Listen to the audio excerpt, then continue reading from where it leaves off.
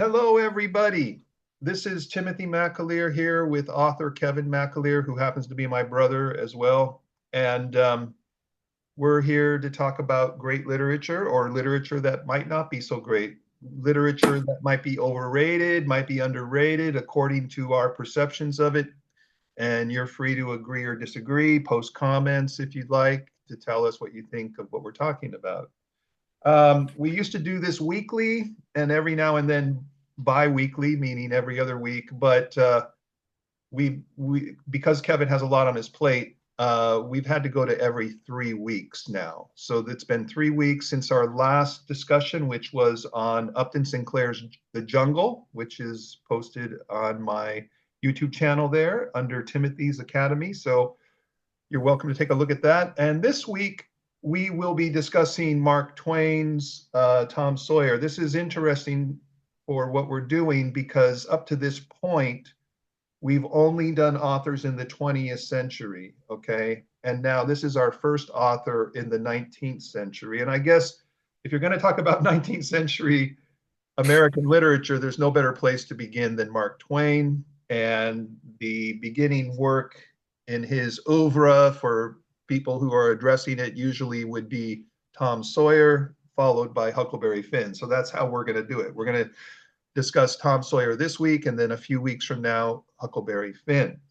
Kevin is the one who suggested Mark Twain and this particular work. So I'm going to ask Kevin why he chose Twain and Tom Sawyer. Also, how long had he read it before and how long ago, and what was his impression this time around? Go ahead, Kevin. I hadn't read it for decades. I first read it when I was a boy I think, an abridged edition, and I'm not sure though. But many moons ago, let's say 40 or 50, the last read, and I really haven't read it since then. I have read Huckleberry Finn a couple times since then, because Huckleberry Finn gets the spotlight.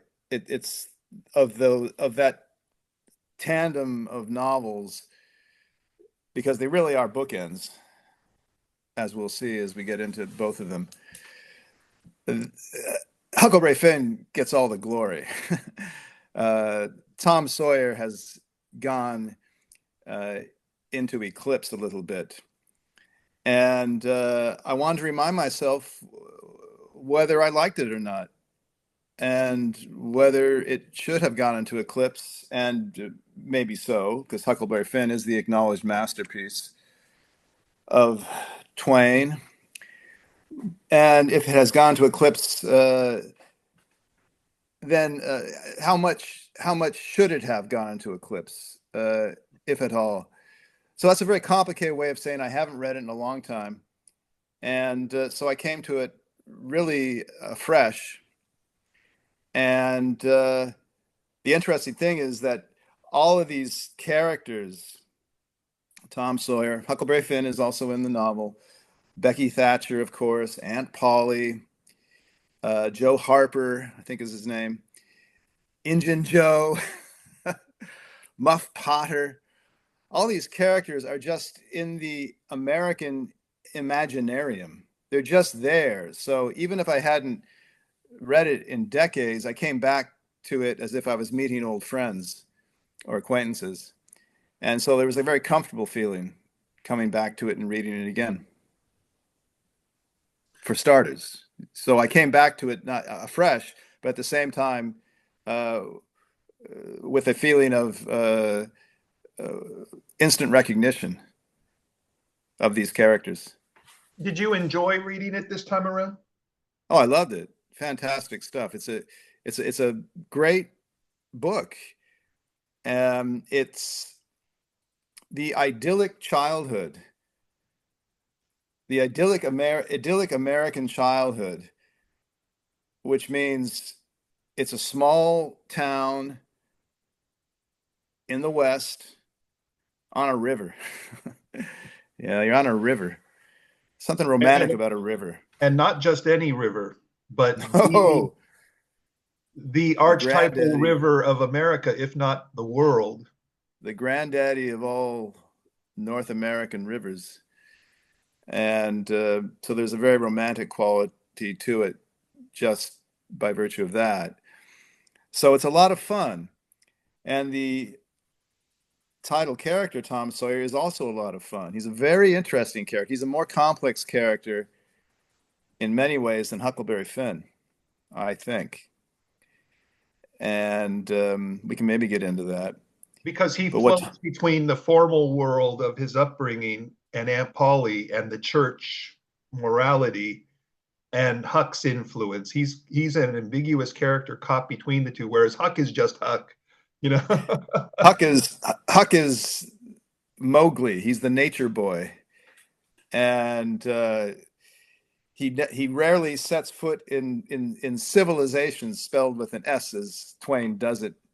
Just you pronounce. Oh, It's funny with Twain. You pronounce it the same way whether it's with an S or a C, but he does it in the mouth of Huck Finn, just to show that Huck thinks it's maybe an S because he's not that literate, and that's probably how he would spell it if he were to have to write it. And you're right, Tim. You hit the nail on the head. He wanders between these two worlds of the middle class, church going, uh, moral world of Aunt Polly and his half brother Sid, who's kind of a prig. You don't really like Sid that much, but Sid stands for this world as well. And Tom has one foot in that world. And the proof of it is that he's very well read because all his adventures stem from books he's read. This is the funny thing. He's always out there playing Robin Hood because he's read his Ivanhoe by Sir Walter Scott, in all likelihood. He plays highwayman, with his gang, robbing people of their jewels and other valuables, like holding up a stagecoach or something. His imagination is very powerful. And of course, pirates on Jackson Island. That's when he goes back to find out what people are thinking about them because they've been gone for 3 days. He finds out that they all think they have died. And then he says, "Hey, guys, let's go to our own funeral," right? So he's a mischievous guy. And he's got a great imagination. And that's the fun part of Tom Sawyer, the novel, is that this imagination he has, which is sort of at the storybook level, they're always pretending, right? That it then leads into life and death encounters. That's the genius of the book. It doesn't just stay at the idyllic storybook level. For example, with the playing pirates on Jackson Island in the middle of the Mississippi, then going back to discover, that people think they're dead, and then Tom rounding up all his buddies again. Is Joe Harper, Tom Harper, Joe Harper, and Huck Finn, and they go back to the funeral, and there's great rejoicing and everything else, but at the same time they're pretty ticked off at Tom. It's a dramatic situation, but the top two dramatic situations that Tom's make believe lead to are, for one, when they go to the graveyard at night and they got a dead cat and they're gonna cure warts or something. I guess Huckleberry Finn has a couple of warts. He goes with Huckleberry Finn. They're gonna swing the cat around 8 times and then say a magic, some kind of magic slogan, and then they're going to cure warts on Huck Finn. And that's where they discover that Injun Joe has killed a certain doctor who was robbing a grave, and then he puts the crime on Muff Potter, and that leads to a very sinuous sort of reckoning that has its denouement then in the cave episode. With Tom and Becky wandering through the caves, and Injun Joe there also, and his gold's there. And I think a lot of people know Tom Sawyer, so even though I'm meandering quite a bit as Becky and Tom did through the cave, They know what I'm driving at. And and there's also the episode where Tom is playing treasure hunt, and it leads them to a haunted house, and they discover Injun Joe and his partner in crime. They have a lot of gold and silver on them, and then the make believe treasure hunt becomes a real treasure hunt. So that's the genius of Twain. He turns these boyhood imaginings into real life and death encounters, and that's what keeps us turning the page and keeps us really interested. It's a gripping tale, and you wouldn't think so. You wouldn't think so at all. But it really is. And so that's what was surprising to me, that I came to this thinking, oh, it's just going to be a nice, fun, little idyllic uh, boyhood by the Mississippi, because he doesn't go down it ever like Huck Finn, right? That's a real adventure with Jim on the raft. That's real adventure. I think, okay, it's fun, it's quaint, but no, it's not. It turns into some real serious encounters, and Tom has to prove his mettle. He really does. He turns out to be a very, not only imaginative, but a very brave, uh, resourceful, and even noble character. Becky Thatcher thinks so at the end of one chapter, where he sort of intercedes on her behalf with the schoolmaster and gets a whipping for it. She says, "Oh, Tom, you're so noble." He is. He's got a noble streak. Even if he's mischievous, he's got a noble streak, and that redeems him. So I really like Tom Sawyer. I identify with him, actually. I mean, as a kid, I can kind of see a little bit of myself. Not calling myself all noble and brave and resourceful, but I think he's kind of the kid that you wanted to be when you were a kid. When I was growing up. When I Tom was Sawyer. reading it, I thought a lot of your book, L.A. Kid. You did. Okay. Yes, Well, how yes. so? Because I was Because thinking that too, obviously. But go ahead. You go ahead. because the character of Tom Sawyer reminded me of the character of Steve McElhaney as a kid, who has a noble kind of soft spot in his heart for family and friends and whatnot, and this girl he ends up dating in his later years. Uh, but at the same time, he's getting involved in various scrapes and mischievous occasions.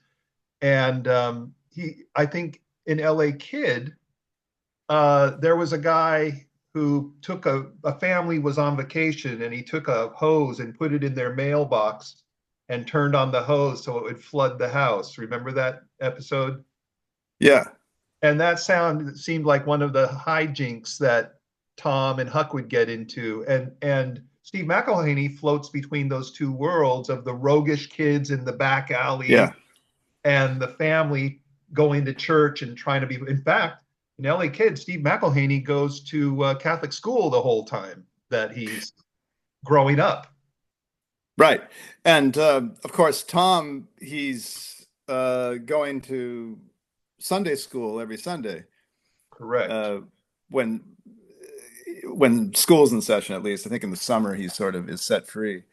Yeah. But even the Sunday school, he cheats his way through, you know, and he gets a free Bible, but it's just not because he's so great at reciting from the Bible, but because he has given all these little trinkets and stuff he's accumulated from this whitewashing of the fence scam, which we all know about, to various kids, and he's gotten all kinds of like credits and tickets, whatever they did it. Then he wins this Bible and he astounds everyone. So he's a real mischievous character, but he does have this, very bourgeois upbringing, which, in fact, the introduction to my, you see how old my version is.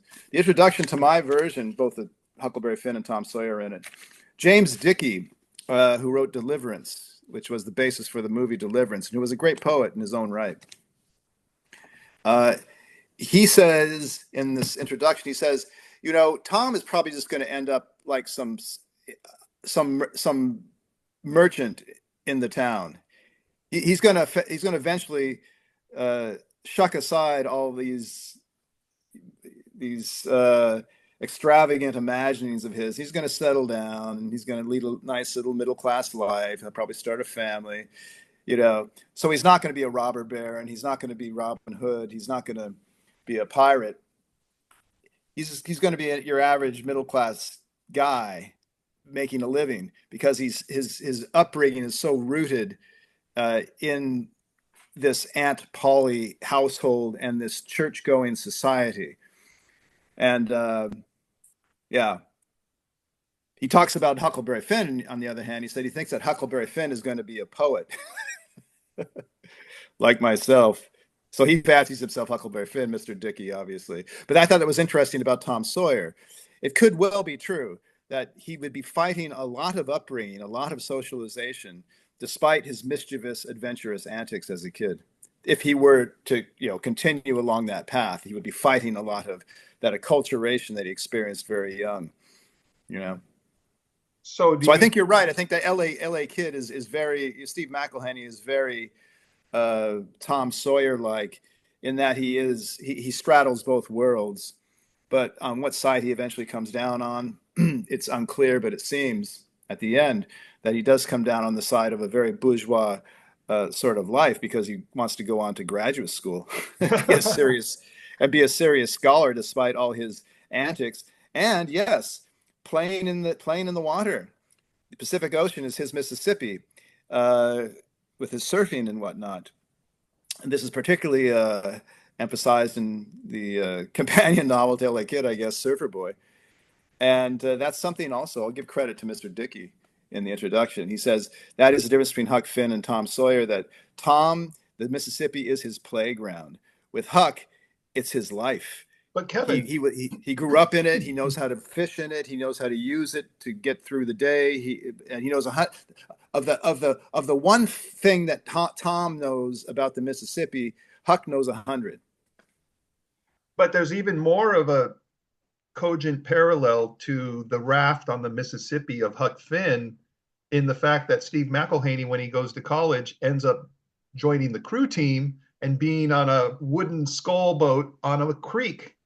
So he's Right. kind of, in a way mirroring the raft on the Mississippi there. There is that, but it's all within the confines of this very conventional Yes. middle class society. I mean, you can romanticize rowing in an eight, and it is kind of romantic, and the moxie and the athleticism and the toughness And it you takes. focused in your book on a lot of the rhetoric and the jabbering back and forth between the people in the Right, right. You can kind of romanticize that. I did that in the book, but it's all very regulated. yeah, yeah. I it's mean, all it's all very regulated. I mean, what's more regulated than sitting in a boat with seven other guys and just going up and down a slide, just doing exactly what the guy in front of you does right. for 220 strokes or whatever it is. Okay, fine, that's an accomplishment of sorts, but it ain't nothing to going down the Mississippi on a raft around 1850 with an escaped slave. I would Did you argue have that that's did you much have more any adventurous. And did you have that's any why Dickey says Tom Sawyer, the Mississippi is his playground for this little middle class boy. It's his playground. But Huck Finn, he's the poet, man. He goes down the Mississippi with did you Jim. just to see how far I can bring this parallel and Yeah. try to reach here? Did you have any African American guys on your crew team? No. Okay, I that No, but all my friends were, as they used to say, maybe they still say it, were people of color. oh yes, that's right. That's Jim right. Kalahani was a real person, my surfing buddy. Radical Jack, he's a real person. He was half Peruvian. He looked all Peruvian. My two basic friends, my surfing friends. So there you And go. you also had the boxing guy who was an Italian guy. I forgot what you called him in your Yeah, that I forget too, but I know we all know who you're talking about. yeah, yeah. So you did experience some aspects of the Huck Finn experience, but in a very Yeah, reaching way. But Kev, so would you say that just to finish this LA Kid right. comparison, then we'll move on to the Twain again. Yeah, But it's a compelling thing because you just put out these books recently and they have parallels.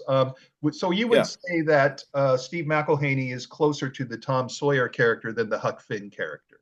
Right. I mean, throughout my book, I was making little notations. It's like every time I made a check, it's like in my shorthand, it was like, yeah, that's me. That's me. Okay. Okay. Yeah. Tom Sawyer. So, without glorifying my own childhood, it's just to elucidate what's going on with Tom Sawyer as opposed to Huckleberry Finn. Correct. Tom Sawyer, the adventures of Tom Sawyer, yes, indeed, but mostly self-wrought. He's getting out there. He wants adventures. He creates adventures, and they do happen in a real way, right? With Injun Joe in the cave. Okay, no question about that. Life or death stuff. But the difference between what Tom is doing, where he's going out and fabricating adventures, and Huckleberry Finn, is that to Huck, the adventures happen to him. He would prefer Oh, that he would prefer that they not happen. He would actually prefer that. He would prefer that his father wasn't a drunken scoundrel. He would prefer that he wouldn't have to fake his death. He would prefer that he wouldn't have to hide out on Jackson Island. interesting. He would prefer that he not go down the Mississippi on a raft with escaped slave Jim. He would prefer that Jim be So, free.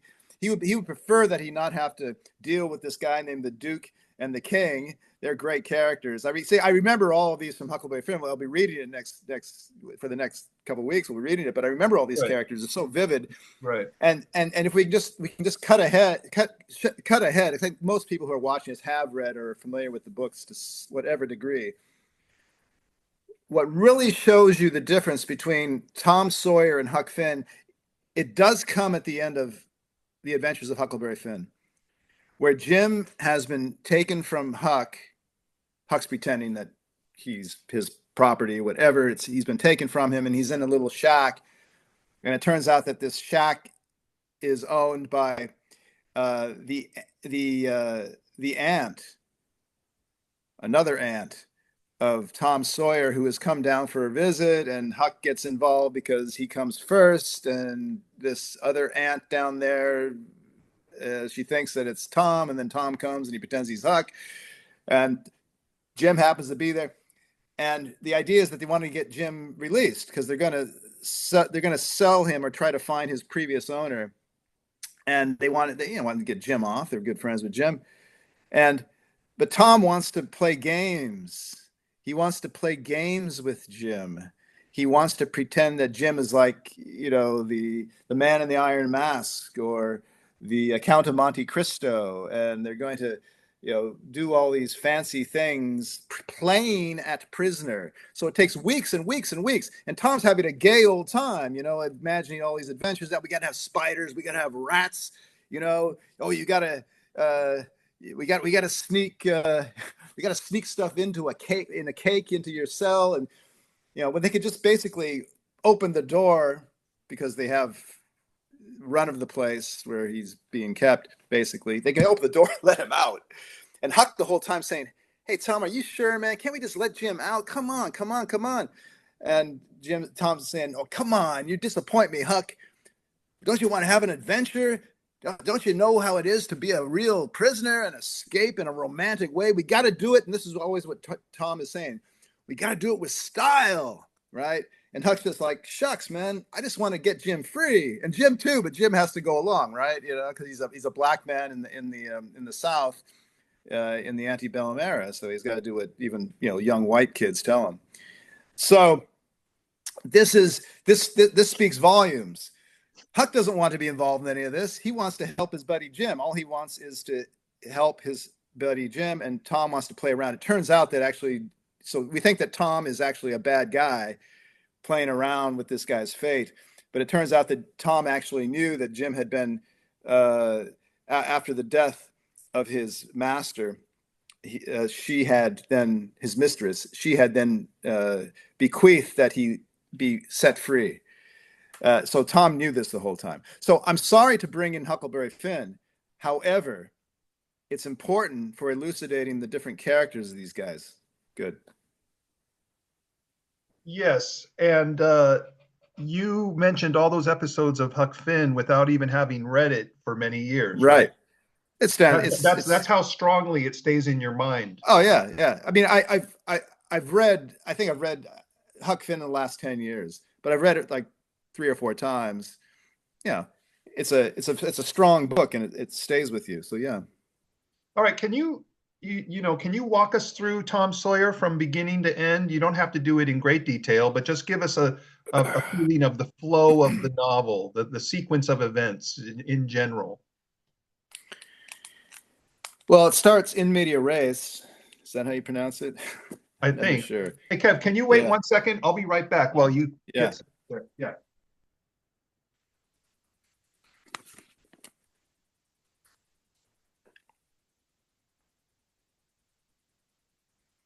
Well, anyway, folks, I will just talk as Tim goes off to get whatever. It starts in media res, Okay. where the first word I'm I'm sorry. I'm talking I just I'm had to blow talking my, to I just had to blow my nose. I'm sorry. I'm talking as you're gone. Yeah, it starts in media res, and the first word of the book is Tom. No answer. Tom. No answer. What's wrong with that boy? I wonder. You, Tom? No answer. This is Aunt Polly screaming after Tom. It's a good start. Yeah, it's like we're in there. We already know the situation. We have this Aunt Polly who's a disciplinarian, and she is looking for this wayward boy, Tom, and yeah, the the the whole the whole book flows from there because we Oh, know well, the characters, the main two of the main characters immediately just through that little exchange, and one of the characters isn't even there. well, let's talk about the characters then. I find that the relationship between Tom and Aunt Polly is an interesting one. What would you say about their relationship? My insight on that, and I actually gained this from our mother who read Tom Sawyer also. She's following along with the readings that we're doing. And she said that even though Tom is mischievous and disobedient at times, he really does love Aunt Polly, and he really is a good boy at heart. Do you agree Yeah, with that? of course. Uh, she's not stupid, Aunt Polly, and she wouldn't be so fond of him if she didn't feel that her affection was returned. Yeah, I mean, you can be a disciplinarian and try and raise your kid well, but you don't have to necessarily have affection for him. Uh, yeah, there's a real affection between the two, and you see that when he comes back from Jackson Island playing pirate, Yes. and he he wants to actually tell Aunt Polly not to worry, but then but then you have a devil on one shoulder and an angel on the other with Tom. Yeah, Yeah. right. So he Yeah. goes there with the angel whispering in his ear, "Oh, you got to tell him, poor Aunt Polly." Then he goes there and he hears them talking about him, like in the parlor in the sitting room, and he think, "Oh, they think I'm dead. Oh, cool, yeah. Hey, think I'm dead, right?" Well, but then again, the angel whispers in his ear, and Polly goes to bed, and he goes back. He sneaks into her bedroom, and he wants to leave a little note for her, I guess, but then he doesn't because it's the angel and the devil again, constantly with Tom Sawyer. So he wants to do the right thing, but he can't because it's such a cool opportunity. But then, as she's sleeping, he leans down and he kisses her. Yes.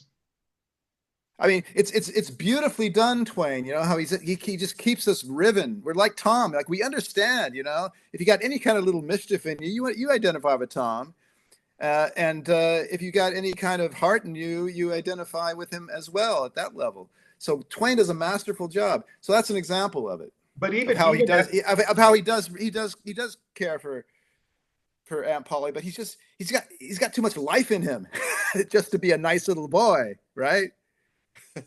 well, and later on, she questions him about the incident, saying, and he pretends to as a clairvoyant know everything that happened there More without mischief being played. Yes. without telling her that he had actually been there, and he so he Yeah. turns Well, it into he had a dream, right? And she's thinking to herself, "Well, I've never heard a dream that exact, Tom. Please."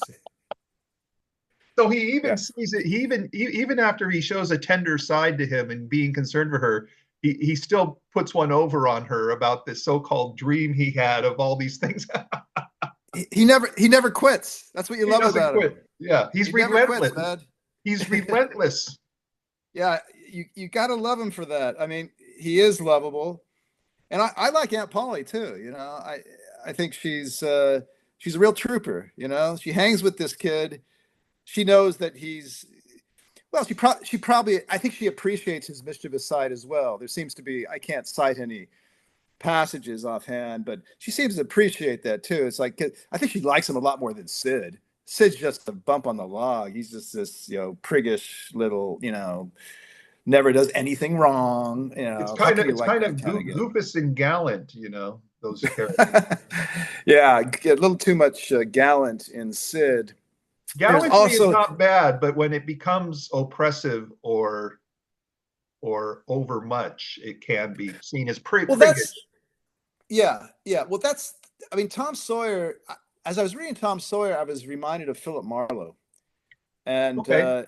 that is to say, Philip Marlowe is a do-gooder. Actually, in the long run, he's a white knight, right? Yep. And he does the right thing finally, although he's got some perhaps objectionable habits to some, and he curses and he roughs people up, and he's not Mr. Nice Guy by any means. But at the same time, and Chandler one time described how he himself conceived Marlowe. He said, "Well, Marlowe is the type of guy where if you had more of him in the world, it would be a safer world, but not a more boring one." Oh, I think that's Tom Sawyer. And so I do you, think Aunt Polly recognizes that. so If you just so had do a bunch you, of Sid, if you just had a bunch of Sids out there, it might be a safer world, but it'd be a very boring world. So you want to walk that fine line, which Tom does, and which I think is why most kids most boys, American boys, would identify with. It's like, you don't want to do bad, but you don't want to be such a goody good that you're just, well, going to bore the socks off people. let me ask you. You quoted this other author who said Tom Sawyer would have grown up to be a bourgeois, gentleman type. But don't you think Tom Sawyer would grow up to be Philip Marlowe if he had lived in that era of Marlowe? Maybe. Yeah, Because as an because example. because he likes adventures, and Philip Right. Marlowe gets all those Uh, uh, adventures. yeah. You got to like what you do in your profession. So yeah, and its very nature is one of adventure, being a PI. But Tom was born in a small town in the Midwest. You know, Marlowe is a modern man of the 20th century and on the West Coast, and lived yeah, but long I enough in was saying Los Angeles to be if Tom had very grown up decent. in Marlowe's era, would he have become Marlowe? And His and era and his time and place, yeah, he might have because been. to be honest with you, Tom, even as a young boy, is doing some PI work in figuring out what Muff Potter and Engine, and seeing Muff Potter and Injun Joe's criminal activities and trying to follow up on it and spy on them and chase after them. There's a lot of Marlowe right there, even as Very good, Tim. Yes. a lot of I PI work.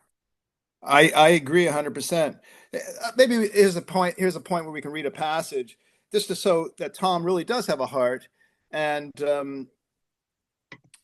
yeah, not only for Aunt Polly but for others, Becky Thatcher, as we described, just very shortly. So this is when Tom comes back. Tom and Huck and Joe Harper come back to their own funeral. There was a rustle in the gallery, which nobody noticed. A moment later, the church door creaked. The minister raised his streaming eyes above his handkerchief and stood transfixed. First one and then another pair of eyes followed the minister's, and then almost with one impulse, the congregation rose and stared while the three dead boys came marching up the aisle. Tom in the lead, Joe next, and Huck, a ruin of drooping rags, sneaking sheepishly in the rear. They had been hid in the unused gallery listening to their own funeral sermon. Aunt Polly, Mary, Mary is his older sister, or half-sister, and the Harpers threw themselves upon their restored ones, smothered them with kisses, and poured out thanksgivings, while poor Huck stood abashed and uncomfortable, not knowing exactly what to do or where to hide from so many unwelcoming eyes. He wavered and started to slink away, but Tom seized him and said, Aunt Polly, it isn't fair. It ain't fair. Somebody's got to be glad to see Huck. And so they shall, says Aunt Polly. I'm glad to see him. Poor motherless thing, and the loving attentions Aunt Polly lavished upon him were the one thing capable of making him more uncomfortable than he was before. So a little bit of Twain irony there at the end, but it shows you that Tom's looking out for these guys. Look, he's happy. He's the star of the show. Hey, look what a cool little scam I pulled here. And then, but he sees Huck. He says, "Hey, Aunt Polly, look at poor Huck." So he's got a heart, all right. Do you have any other passages that stood out to you that you'd like to read, as long as we're doing that now? I have a couple. Well, well, why don't you go ahead with one of yours, and I'll contemplate as you perhaps read. Oh, well, you know what I'd like you to possibly read for us right away is the little brief intro he has telling us about how, if you're this is written for young people, but if you're an adult, this will hopefully remind you of things that you had experienced, right? Yeah, I'll read the last paragraph. That's a good one. I marked it too. This is the preface to Okay. The Adventures of Tom Sawyer. Although my book, writes Twain, is intended mainly for the entertainment of boys and girls, I hope it will not be shunned by men and women on that account. For part of my plan has been to try to pleasantly remind adults of what they once were themselves, and of how they felt and thought and talked, and what queer enterprises they sometimes engaged in. Correct. I like the phrase queer enterprises. And again, that reminded me of LA Kid right there. Yeah. No, there's no question, Tim. I think your thesis is correct, basically, that there are many more affinities, at very least, between LA Kid and Tom Sawyer than between Huckleberry Finn and LA Kid. That's true. Do you have a character in LA Kid that is a Huck Finn character? The guy who puts the hose into the house. But see, Huck Finn wouldn't do anything that cruel to a family. That's the difference. Right. Jimmy Logan, I think. Jimmy Logan's his name. Yeah. He's my Huck Finn. A guy who kind of a guy who teaches you how to wrestle, how to fight. There you go. How to do mischievous stuff like throw dirt clods at cars passing by, and how to get by with stuff. Yes. Jimmy Logan, and not using his real name, but in real life, that was definitely my Huck Finn. But again, like you say, Huck Finn is not a bad boy, and there was certainly a streak of bad boy in my Jimmy Logan. Correct. So I don't know. I mean, it's hard to say. Okay. Yeah. I mean, sometimes I think that my Jimmy Logan in real life would have been more the Tom Sawyer guy, and I would have been like Joe Harper. I'm the third guy. I'm the guy who's kind of a non-entity, who's just tagging along and playing along. But if you take me on my own merits and put Jimmy Logan aside, then I would be the Tom Sawyer of my own little world back then. Yes. I see. Let's talk a little bit about the character of Injun Joe, because he plays a key part. He's great. Yeah. Tell us about Injun Joe, and I have a passage I'd like to read once you give us your. Oh, okay. Well, Injun Joe has haunted my imagination ever since I first heard his name. Scary guy, basically. Right? Yep. Scary guy. And that again is, I mentioned it before, but that again is Tom's imaginings becoming more true than he would have hoped to be the case when they go to the graveyard, where, with the excuse that they're gonna, take this dead cat, spin it around and do stuff with it, and cite certain, things and do cantations. But it's basically an excuse to go to the graveyard and have a spooky feeling. Well, it gets spooky, all right, with Injun Joe, who's not only there. Just Injun Joe being in the graveyard, is scary enough, but he's there with a grave robber.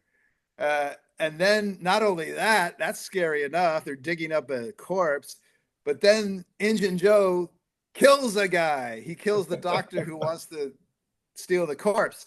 So Tom You're getting much more than you bargained for. But Tom is a good man in a crisis, right? He's a good man in a crisis. He says, because Huck wants to go. And Tom says, no, we're going to check this out, right?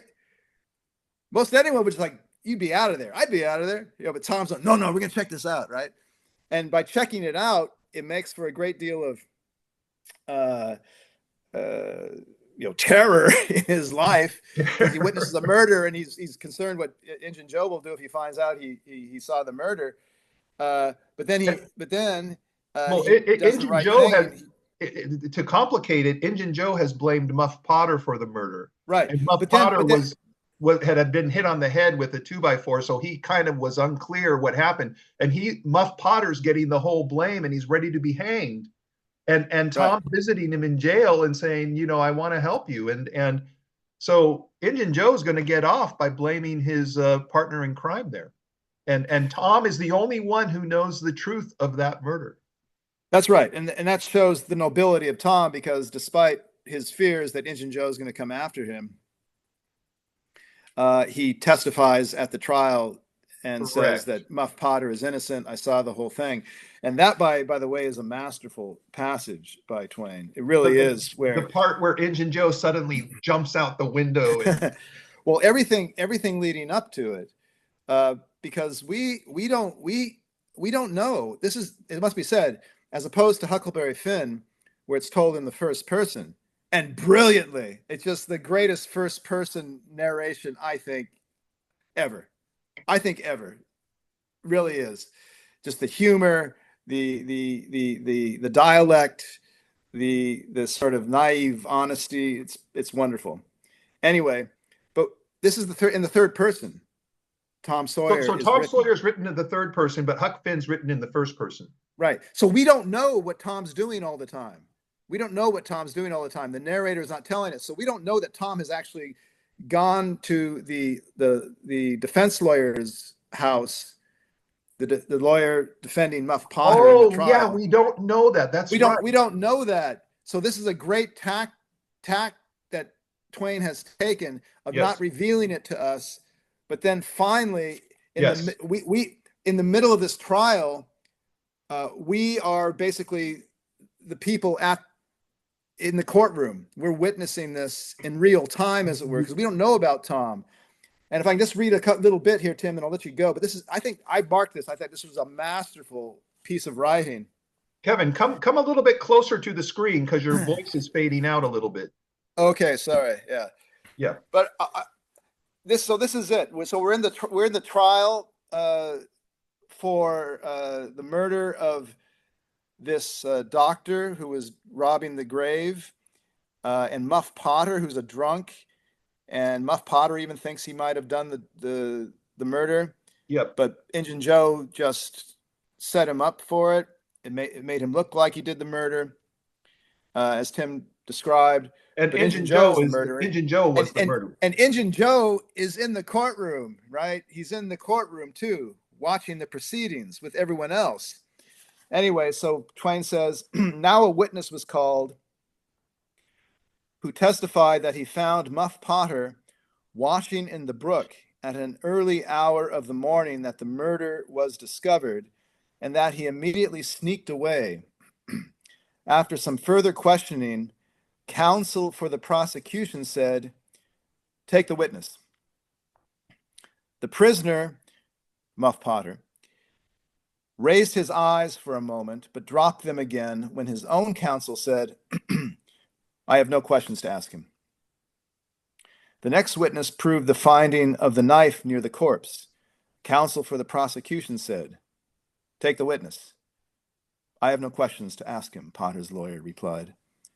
A third witness swore he had often seen the knife in Potter's possession. Take the witness. Counsel for Potter declined to question him.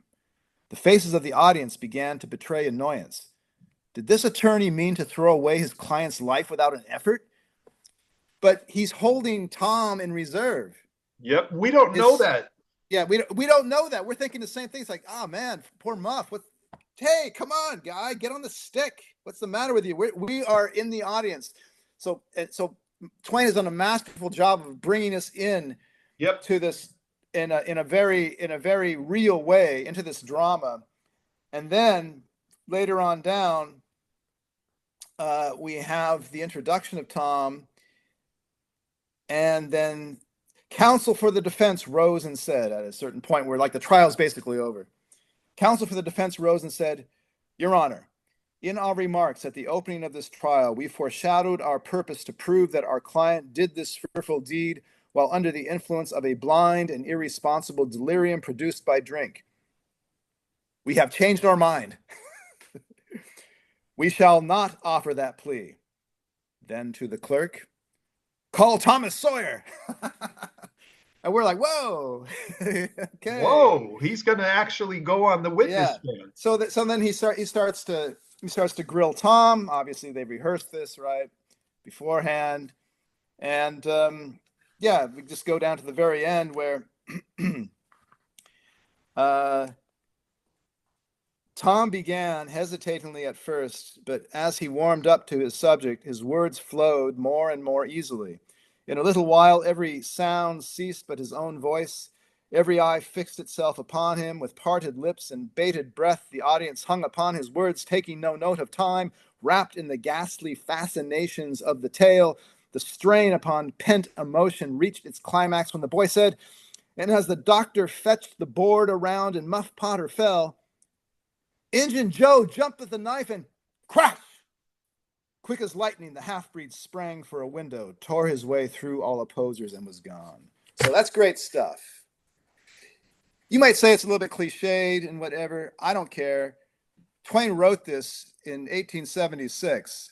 So maybe all kinds of things that seem cliched here stem from his first rendering in this very suspenseful, dramatic manner.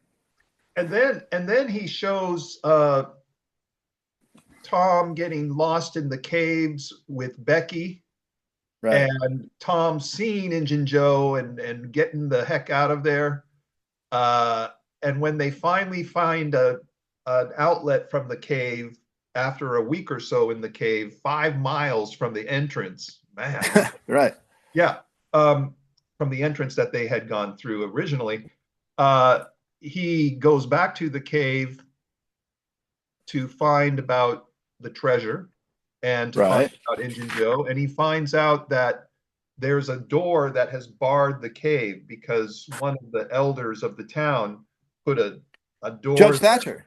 Judge Thatcher had done that. Yeah. Yeah. And there's a wonderful passage there I'd like to read where, let's see, here it is. Injun Joe, once they get beyond the door, they find Injun Joe is dead there, having tried to claw his way out, take a knife and get under the door and claw, dig his way out from the, and he wasn't able to get under the door far enough, and he ends up dying there. And here's a kind of poignant passage. Even though Injun Joe's the villain, you kind of feel sorry for the fact he had to die like that in such a Tom does. Tom feels sympathy for it. And it reminded me of The Cask of Amontillado by Edgar Allan Poe, where the guy is walled up within that little space in the wall. But this is a larger space of a cave, but he's still walled in there. So there was a bit of that. And Poe wrote The Cask of the Amontillado somewhere in the middle of the 19th century. I doubt that was an influence, but I'm just saying that there's an interesting parallel. Sure. But here, the captain had, now here's an interesting thing. There's a stalagmite. Here, I'll show you the picture.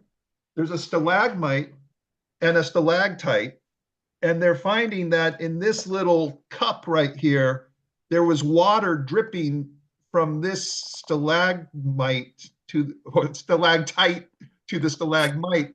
And that little bit of water is where Injun Joe was trying to get some of his thirst assuaged. And here's what it says here. It's great. The captive had broken off the stalagmite and upon the stump had placed a stone wherein he had scooped a shallow hollow to catch the precious drop that fell once in every 3 minutes with the dreary regularity of a clock tick. a dessert spoonful once in 4 and 20 hours.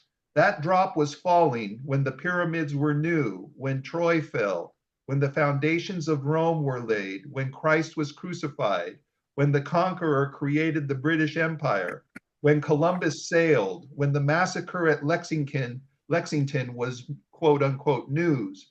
It is falling now. It will still be falling when all these things shall have sunk down the afternoon of history and the twilight of tradition and been swallowed up in the thick night of oblivion. Has everything a purpose and a mission? Did this drop fall patiently during 5,000 years to be ready for this flitting human insect's need? And has it another important object to accomplish 10,000 years to come? No matter. It is many and many a year since the hapless half-breed scooped out the stone to catch the priceless drops.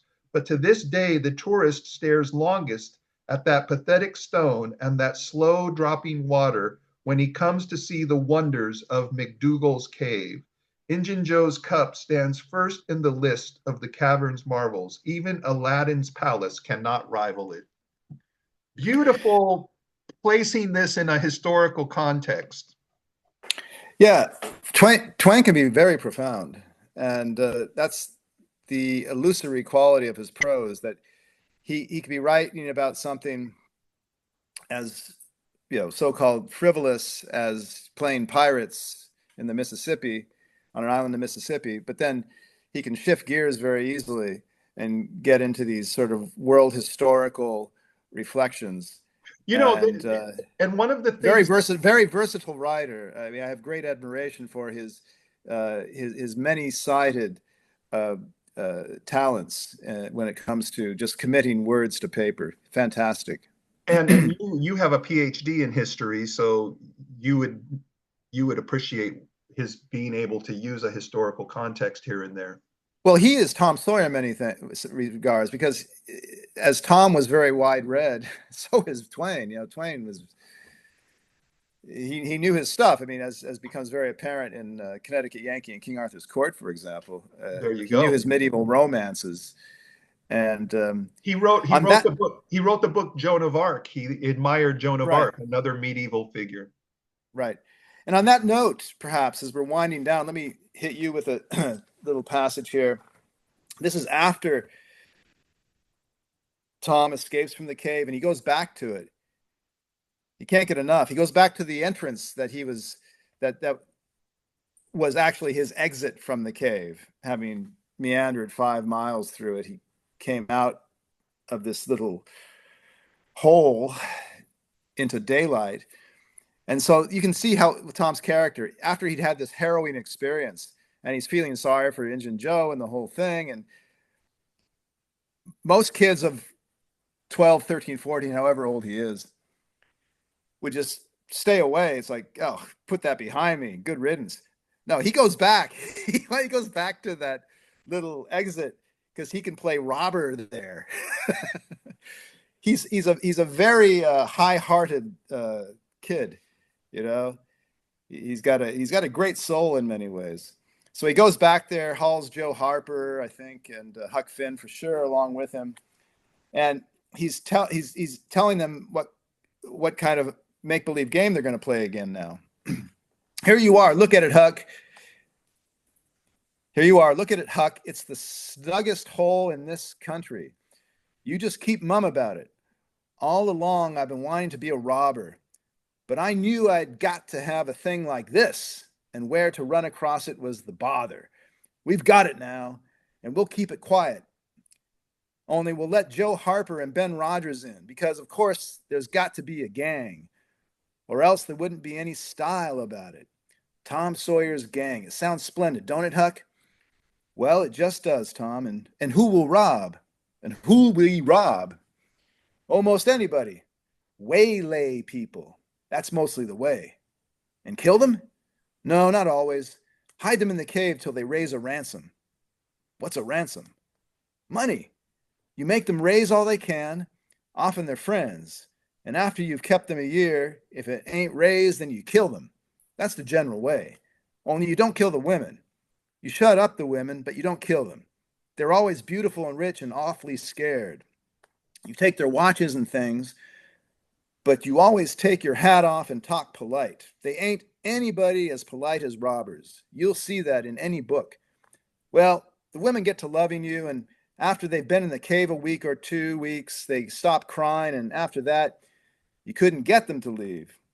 If you drove them out, they'd turn right around and come back. It's so in all the books. Why? It's real bully, Tom. I believe it's better to be a pirate. I believe it's better to be a pirate. Yes, says Tom, it's better in some ways because it's close to home and circuses and all that. That's a very revealing passage about Tom Sawyer.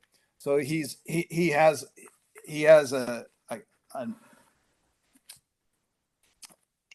an unstoppable quality to him when it comes to these make-believe adventures that can lead into real adventures.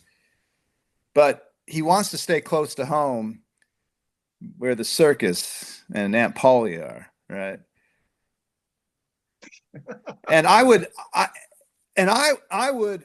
argue that because of this wild imagination of Tom that feeds on all the books he has read, I would argue that you can put him in a line of literary figures like Don Quixote or Emma Bovary, where their lives are really driven by fiction. Or Walter Mitty. Right. Or James Thurber's Walter Mitty. Right. And that's how I would like to end my sort of critique of Tom Sawyer. He belongs in the pantheon of great literary figures, if only for this certain quality, that he brings all his book reading to bear on his own young life. And this sometimes leads into adventures, capital A, but even he would prefer that they maybe not, because he's actually a bookish bourgeois kid. Yeah. But he's got the moxie to handle it when it turns into an adventure. And that's the charming part about him. You know, that passage you read is the one that made me the most uneasy in the whole book, because he's saying, oh, you get the men and you kill them, and then the women you don't kill. It's like he doesn't mean it. He doesn't mean it, but it's the one. Okay, put it this way. I kind of I've mentioned that I sometimes take my Catholicism into my critiques here, into my own writing that I haven't published yet. I can understand when you get to passages like that, I can understand the moral backlash that Twain faced, because he's almost. Did he for Tom Sawyer? He faced moral backlash. I didn't know that. I think he did, you know, among the church-going people at the time, you know, because he's mocking the church all the time. Yeah, he's mocking. Yeah. Well, he's promoting the vocation of a robber and a pirate. What do pirates do? They burn ships and kill people and kidnap people. So he's kind of glamorizing sinful behavior, let's say. So in passages like you read there, I sometimes understood where they were coming from, but I also understand where you're saying he's just kidding. And let me finish with one more point, because we got 1 minute left. Yeah. I just want to make sure we put a special mention in that in Disneyland in Anaheim, they have a place called Tom Sawyer Island. And that was one of my favorite memories as a kid, going through the caves, McDougal's cave. It's called Injun Joe's Cave. Injun Joe's Cave. Okay. So you had Injun Joe's Cave, you had Tom Sawyer Island, you had this river, this moat going around the island with the big steamboat. That has to be one of the most idyllic memories of my childhood. Yeah. This little Tom Sawyer Island area of Disneyland, right? Exactly. And it became clear to me for the first time why Disney put the haunted house, because we have a haunted house in this Adventures of Tom Sawyer. Right next to Tom Sawyer. Right across from the launch where you go off on the raft to Tom Sawyer Island, you have the haunted house. and right next to that you have the Pirates of the Caribbean. So Oh, I'm sure with Tom playing pirate all the time, and all this other stuff, I'm sure Disney, there was method to this organization of the various wow. attractions. Perfect. I'm sure. Because they go into a haunted house in Tom Sawyer, and then they have the pirates, That's and right. and the whole section of Disneyland is called New Orleans Square. So it Right, which is at the mouth of the Mississippi. So there you correct. go. So Perfect, perfect. it all made perfect sense for me, that section of Disneyland, after I had read Tom Sawyer for the first time after about 40 or 50 years. And is that New Orleans Square not your favorite part of Disneyland? Yeah, and I like Dixieland Jazz, and they're always playing that there. And yeah, that is my favorite because Pirates of the Caribbean's a knockout ride. You know, I still, last time I was on it was about 20 years ago, but I still liked it. And yeah, and then going across to the island, and just it's kind of goofy. The island, it's not for adults anymore, but just the name of it and the idea of it is fun. Yeah. And yeah, so yeah, those are also very nice memories of So mine. that whole section of Disneyland allows us to really enter the world of Tom Sawyer and feel like he did in these descriptions we've given here, or that Right. And made. again, and just to maybe Mr. Disney's credit again, that he was really, he was he had a concept behind all this, and it was informed by his reading of Huckleberry Finn and Mark Twain, Tom Sawyer perhaps. He also, of course, had a steamboat on the going Yes, around going around the river. going around the island. Right. Going around the whole island. And that's no accident. I mean, That's come all on. Twain. That's all Twain. And, Twain was a steamboat pilot too. Yeah, life on the So, Mississippi. and also, I think, I'm not sure exactly where Tom Sawyer Island is, whether it's technically in Frontierland or Adventureland. But if it was right in the middle of those two, then it would be perfect. Frontier. Adventureland, the adventures of Tom Sawyer, the adventures of Huckleberry Finn, Tom always dreaming up adventures. And then in the final line, practically, of Huckleberry Finn, I'm going to light out for the territory, the You frontier, know, basically. you The know, frontier, basically. So this is, I don't think that section of Frontierland and or Adventureland and this whole New Orleans Square section would have been possible without Mark Twain. yeah. It wouldn't have. Basically, we might come up with a new thesis and say that this part of Disneyland is the nucleus of Disneyland. The way Yeah. you're describing it, maybe that's a new theory we can have about Disneyland. That the nucleus is there. Well, for young boys, and that's what that's for whom Twain said in the preface to The Adventures of Tom Sawyer, and girls, he said also, for whom he was writing. And yeah, you said as a young boy that captured your imagination more than any other section of Disneyland. Mine too. So it all lines up, you know. That's perfect, Kev. And didn't Disney have a program of Tom Sawyer where it shows Becky and Tom at the railing of the boat, and there was a TV show of Yeah, there was something like that. I'm not too clear on it, but yeah, I remember that. Yeah. the Tom Sawyer show. Okay. Anyway, Kev, we've gone well over time, but I think it was important to get that Disneyland mention in here. Absolutely, because I was thinking that the whole time as I was reading it, all that stuff. Absolutely. So, Yeah. Kev, we better stop here. Thanks for your insights and your feedback on this. I think it was more enthusiasm than insights today, to tell you the truth. 'Cause I Well, really like this. I really like this book, but I don't know how insightful I was. Maybe the stuff I cited with Mr. James Dickey, but I mean, I don't know. Uh, but yeah, read this book, folks, if you haven't in a long time. It's worthwhile. It really is. okay. It reveals a great deal of who you are as an American, I think. Not just of who Tim and I are as Los Angeles going on our annual trip to Anaheim and Disneyland, and having this being an indelible memory, Tom Sawyer Island and environs, but I think it really speaks to a lot of who we are as Americans.